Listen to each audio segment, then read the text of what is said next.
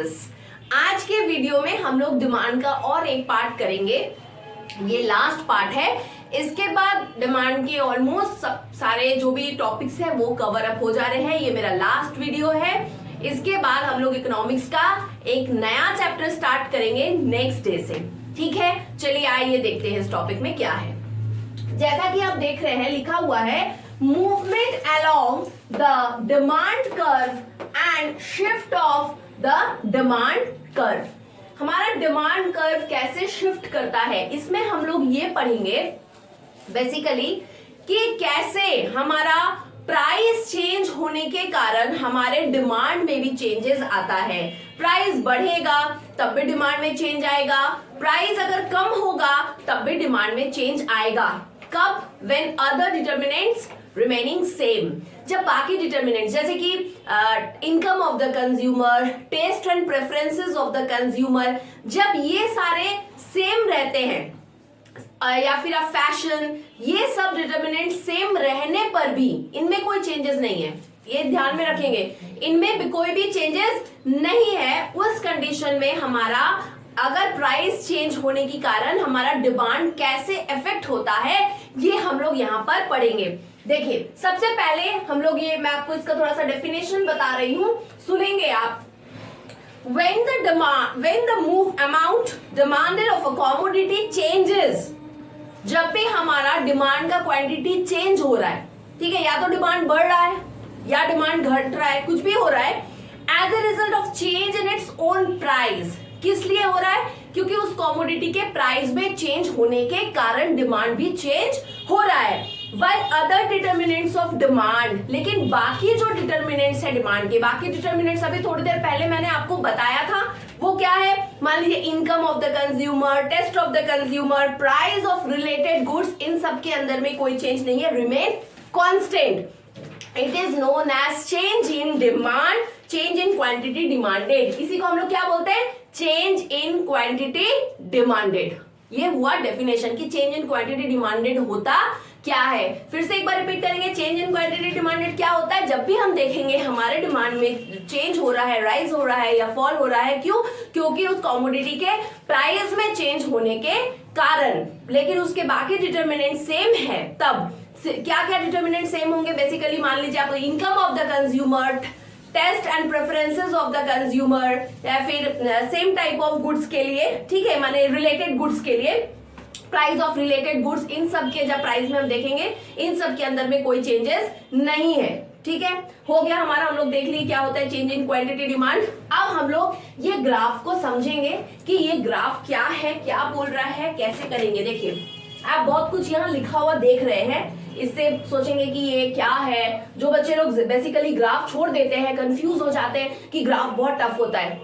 Graph tough नहीं होता है, इकोनॉमिक्स में ग्राफ ही उसका सबसे इजी पार्ट है। अगर आप वो समझ लेते हैं सिर्फ, तो आपको लर्न करने का काम ही नहीं है, आप अपने से लिख पाएंगे। आप सिर्फ अच्छे से सुनिए, देखिए आपको कितना बढ़िया से समझ में आता है।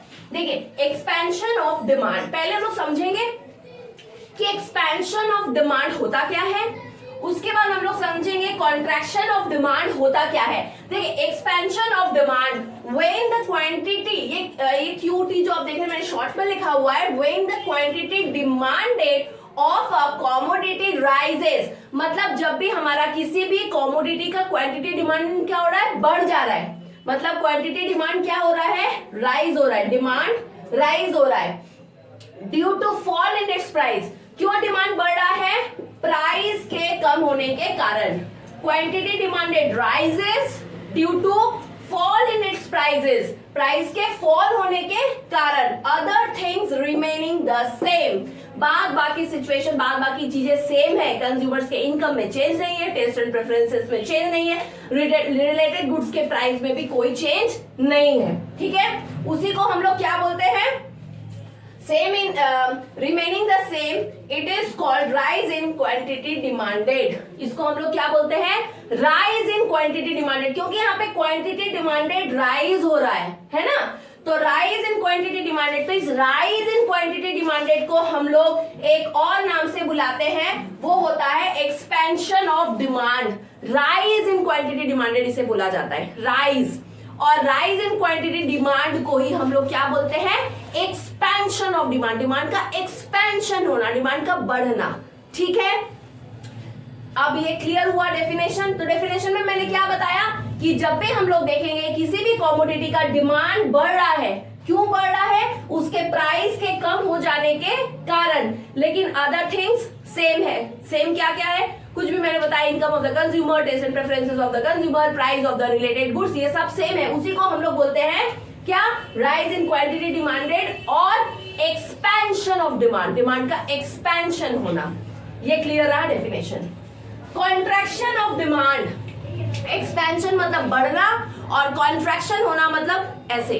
ठीक है, expansion, contraction. Contraction of demand it refers, इसका बिल्कुल ऑपोजिट आ जाएंगे हम लोग, बिल्कुल ऑपोजिट आ जाएंगे। It refers to a decrease in the quantity demanded. जब हमारा क्वांटिटी डिमांडेड डिक्रीज हो रहा है, और नीचे की तरफ है, डिक्रीज हो रहा है। क्यों डिक्रीज हो रहा है, as a result of rise in its price, उसका प्राइस राइज होने के कारण, उसी को हम लोग बोलते हैं, बाकी other things remaining the same, वो यहां पे भी होगा। इसी को हम लोग क्या बोलते हैं, कॉन्ट्रैक्शन, कॉन्ट्रैक्शन ऑफ डिमांड। ठीक है, क्या बोलते हैं, कॉन्ट्रैक्शन ऑफ डिमांड बोलते हैं। ये वाला पार्ट अगर आपका क्लियर है तो अभी हम लोग क्या पढ़ने के लिए जाएंगे, अभी हम लोग ये ग्राफ समझने के लिए जाएंगे। आप अच्छे से देखिएगा, आपको बहुत अच्छे से मैं ये ग्राफ समझा दूंगी कि आपको आंसर्स भी लर्न नहीं करना पड़ेगा, डेफिनेशन भी किसी भी बुक से आपको लर्न करने की जरूरत नहीं पड़ेगी। देखिए यहां हम लोग देखेंगे कि डिमांड कर्व हमारा कैसे मूव करता है। हम लोग y एक्सिस में क्या लेंगे, प्राइस, क्लियर, और x एक्सिस में क्या लेंगे, क्वांटिटी। y एक्सिस में प्राइस ही लेते हैं और x एक्सिस में क्वांटिटी। यहां हमने लिया क्वांटिटी डिमांडेड, डिमांडेड लिखा नहीं, आप लिख लेंगे क्वांटिटी डिमांडेड। अब देखिए बढ़िया से समझेंगे, ठीक से बिल्कुल फॉलो करेंगे। देखिए y एक्सिस में प्राइस ले लिया गया, x एक्सिस में क्वांटिटी डिमांड ले लिया गया। जब हम लोग देख रहे थे हमारा प्राइस P1 है, ये रहा ये वाला पॉइंट, ठीक है। जब हमारा प्राइस P1 है, उस ये बेस प्राइस मान लीजिए, मान लिया गया ये हमारा प्राइस P1 है, उस समय हमारा क्वांटिटी डिमांडेड Q1 है। तो हम क्या करेंगे, ये P1 से लेके जाके ये ऐसे Q1 से मिला देंगे। मतलब जिस समय प्राइस इतना है, क्वांटिटी डिमांडेड यहां से लेके यहां तक इतना है, ठीक है। अब देखिए ये बेस प्राइस मान लिया गया। अब ऐसा हो रहा है कि जब प्राइस P1 से बढ़ के P3 चला जा रहा है, मतलब ये यहां से लेके पूरा ये P3, O से लेके P3, मतलब P1 से प्राइस बढ़ के कितना हो गया, P3। प्राइस P1 से बढ़ के हो गया P3।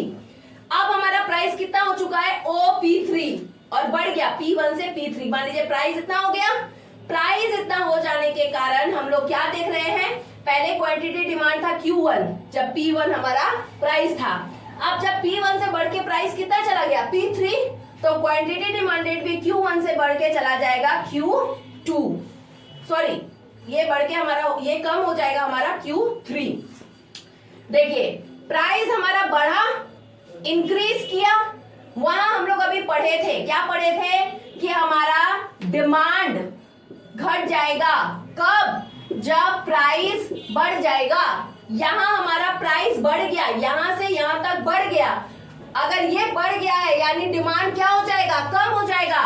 तो डिमांड हमारा क्या हो गया, Q1 पहले था P1 पर, अब Q1 से Q3 हो गया। मतलब इतना प्राइस बढ़ने के कारण डिमांड भी हमारा यहां से घट के यहां तक आ गया। अब इतना क्वांटिटी डिमांड है। मतलब whenever your price increases from P1 to P3, then quantity demanded will decreases from Q1 to Q3 because there is an inverse relationship between quantity demanded and price of the commodity.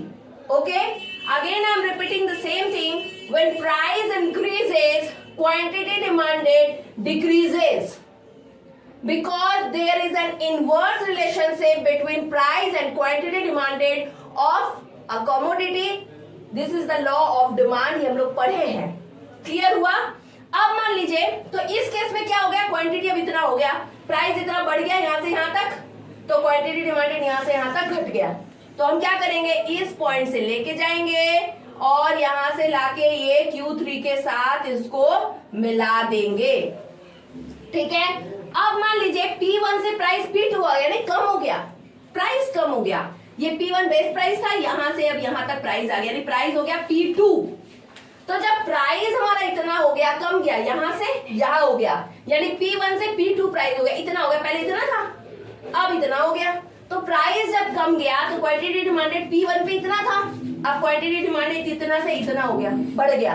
मतलब जब price यहाँ से यहाँ तक इतना कमा तो quantity demanded पहले यहाँ था P1 पे, अब वो बढ़ के यहाँ से यहाँ तक हो गया। मतलब क्वांटिटी डिमांडेड इतना है, इतना प्राइस पे क्वांटिटी डिमांडेड इतना है। तो इस पॉइंट से हम लेके जाएंगे, इसको यहाँ से मिला देंगे और फिर ये जो 3 पॉइंट मिल रहे हैं इनको हम एक यहाँ पे एक लाइन ड्रॉ कर देंगे।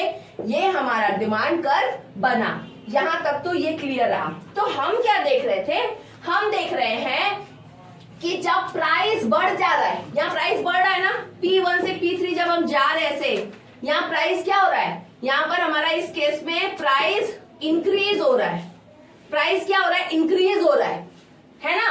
प्राइस बढ़ने से डिमांड घट जाता है, ये हम लोग पढ़े हैं। तो उस केस में हमारा ये मिडिल पॉइंट है, ये बेस पॉइंट लिया गया है A1 P1 वाला, ये वाला हम लोग लाइन जो ड्रॉ किए थे Q1 के साथ, बेस प्राइस के साथ बेस क्वांटिटी। यहाँ से ये एरो हमारा किधर जाएगा, ये ऊपर की तरफ एक एरो दिया हुआ है, देख रहे हैं।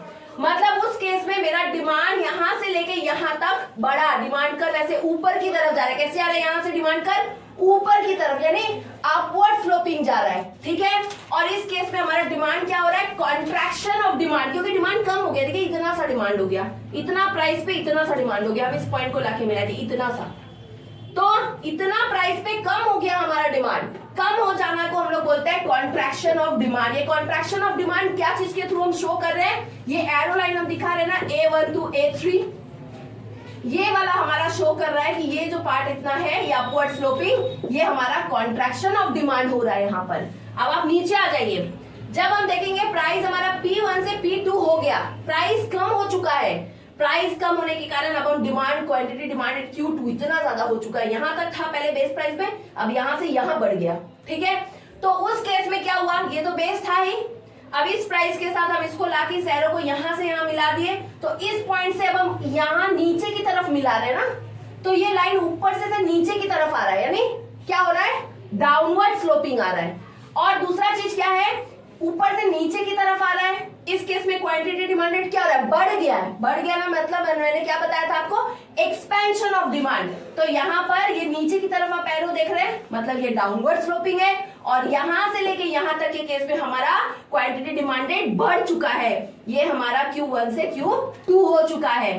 तो ये हमारा हो जाएगा एक्सपेंशन ऑफ डिमांड।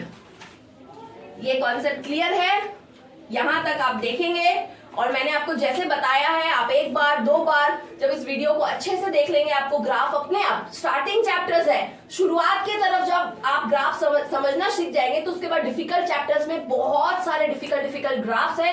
वो डिफिकल्ट तब है जब आप उसको समझते नहीं है, लेकिन जब आप समझने लगते हैं तो ग्राफ से ज्यादा इजी आपको कुछ नहीं लगेगा, क्योंकि सिर्फ समझना है और ओन लैंग्वेज में उसे एक्सप्लेन करना है। तो अगर आप इसको 1 बार देखिए, 2 बार देखिए, 3 बार देखिए, बिल्कुल कॉन्सेप्ट आपका क्लियर होगा। मैंने क्या बताया, बेस प्राइस लिया गया था, बेस प्राइस क्वांटिटी।